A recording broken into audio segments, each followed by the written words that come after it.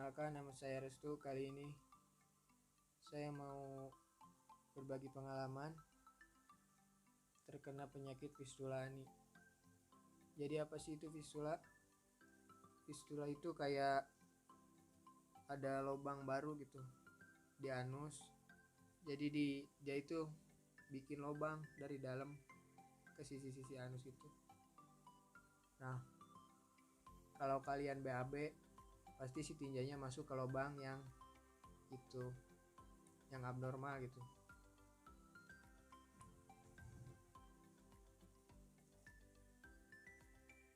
Lanjut, pas saya kena penyakit ini, saya langsung cerita ke orang tua, dan hari itu juga saya langsung ke klinik datang.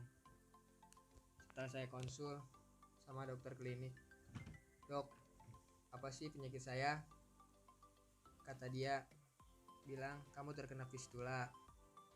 Nah, sudah gitu dokternya kasih obat kayak antibiotik sama obat nyeri, dan dokter juga bilang kemungkinan jalan terbaik buat sembuh dari penyakit itu tuh harus operasi gitu.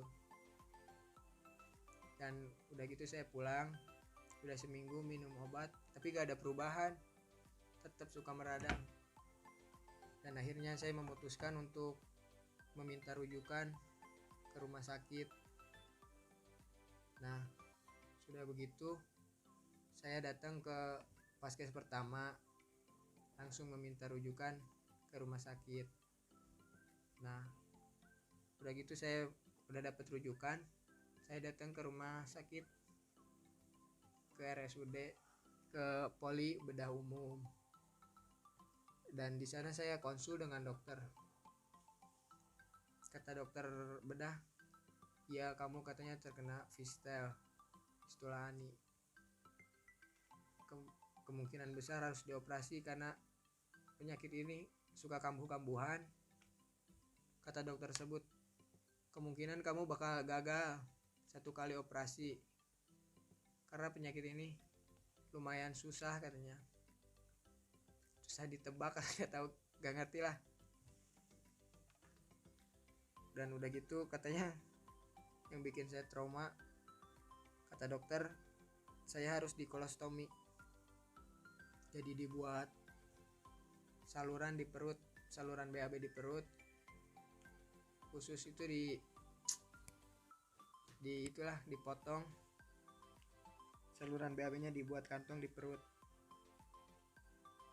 Dan dokter bilang gitu, saya takut dong, saya gak mau operasi di situ. Akhirnya saya pulang dan saya ngobrol sama orang tua saya gak mau operasi di kolostomi sampai dibuat saluran di perut. Dan akhirnya saya cari informasi di Google, Facebook, dan lain-lain. Saya nemuin tuh di Facebook grup fistula, dan saya masuk, saya bertanya, ada yang nyaranin masuk grup WhatsApp. Dan setelah itu saya masuk grup WhatsApp, saya cerita derita yang saya alami, dan katanya, ya emang ini penyakitnya fistula, dan saya disarankan untuk operasi karena di grup itu udah banyak yang gagal gitu. Ada yang 1, 2 sampai 5 kali juga ada yang gagal. Orang-orang di grup menyarankan saya untuk operasi di Dokter Panji di klinik Bekasi. Karena saya pengen sembuh, saya coba berangkat ke Bekasi, ke kliniknya Dokter Panji, klinik Wasir itu. Setelah saya datang, saya konsul dengan dokter. Kata dokpan, "Ya, kamu terkena fistula dan kamu harus operasi." Tapi sugesti dokter Panji itu kayak yakin aja gitu, kamu pasti sembuh, sekali operasi sembuh. Gak kayak dokter bedah umum kayak di rumah sakit, udah harus di kolostomi, dibuat saluran di perut, kemungkinan juga kambuh. Tapi dokter Panji bagus sih, katanya kamu sekali operasi pasti sembuh karena terhalang oleh biaya, dan akhirnya saya cuma konsul aja gitu di klinik dokter Panji. Setelah itu saya pulang, saya ngobrol lagi sama keluarga gimana jalan terbaiknya. Dan saat itu juga saya ingin sekali operasi di klinik dokter Panji, tapi karena kurang biaya, saya akhirnya coba lagi ke vaskes pertama. Setelah rujukan yang lama habis, saya minta lagi rujukan untuk bisa ke rumah sakit Siloam. Nah, karena Siloam rumah sakit tipe B, jadi harus ke rumah sakit tipe C dulu. Akhirnya saya memilih rumah sakit tipe C di salah satu rumah sakit di Cikarang. Dan saya konsul dengan dokter bedah di rumah sakit tersebut. Dok, saya mau minta rujukan ke Siloam. Dan dokter tersebut bilang, ngapain katanya ke Siloam, saya juga mampu. Dan dokter bilang tersebut, saya tanyain, nanti dibuat saluran gak di perut? Kata dokter tersebut, tidak. Dan dokter itu juga gak tusbol gitu, gak nyolok anus saya. Kan kalau di RSUD atau dokter Panji, anus saya dilihat gini nih, dicolok lah. Nah, di rumah sakit sekarang saya konsul, dilihat doang, gak dicolok. Katanya kamu harus operasi besok. Nah, karena besok gak bisa, sistem rumah sakitnya gak bisa langsung operasi besok, akhirnya saya operasi lusa.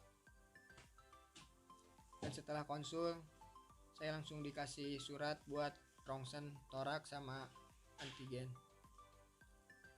Dan setelah gitu, lusa saya datang sore ke rumah sakit dan paginya langsung operasi. Pas saya sebelum operasi itu ada kayak dimasukin obat kayak peluru gitu, dan dimasukin terus langsung mulas gitu, pengen BAB malamnya itu, pas malamnya. Dan paginya saya kayak dimasukin selang lewat anus buat dibersihin lagi, namanya diklisma. Dan itu pusing banget sumpah. Nah, sudah gitu saya masuk ke ruang operasi. Akhirnya saya nunggu di situ karena dokternya lagi Jumatan waktu itu. Saya nunggu di ruang operasi. Akhirnya saya masuk, posisi terlentang kayak orang lahiran, kaki di atas.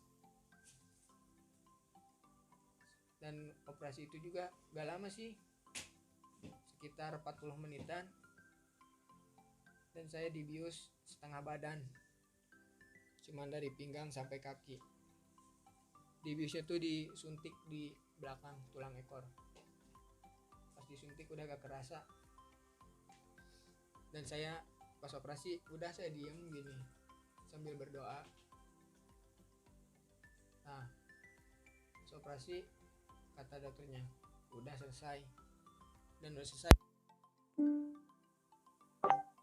Sekarang pukul 8.17. Kayak Untuk mendengar notifikasi, ikuti notifikasi di yang hasil ponsel operasinya untuk mengaktifkan diliatin ke akses saya. notifikasi. Ini katanya penyebabnya, biang masalahnya, kata dokternya gitu. Nanti saya fotonya disimpannya di sini nih. Dan saat itu saya langsung balik ke kamar inap. Dan operasinya gak dijahit, dibiarin terbuka gitu. Nanti dibuka kasa, berendam, sisip lagi, udah gitu-gitu sampai 3 bulan. Enggak, kebetulan saya cuman 1 bulan udah membaik, 2 bulan udah bisa bawa motor. Dan operasi itu semua ditanggung oleh BPJS, enggak ngeluarin biaya sepeser pun, semua tergantung BPJS, ditanggung BPJS. Pokoknya saya sangat bersyukur banget bisa sehat lagi sampai sekarang. Terima kasih buat dokter yang udah operasi saya bisa sehat sembuh sampai sekarang. Oke, yang buat kalian mau tanya-tanya seputar penyakit ini, pengalaman atau apa, kalian bisa langsung DM IG aja ya. Insya Allah saya siap membantu menjawab pertanyaan kalian. Oke, sekian video dari saya. Oke, kalau ada yang tanyain komen aja.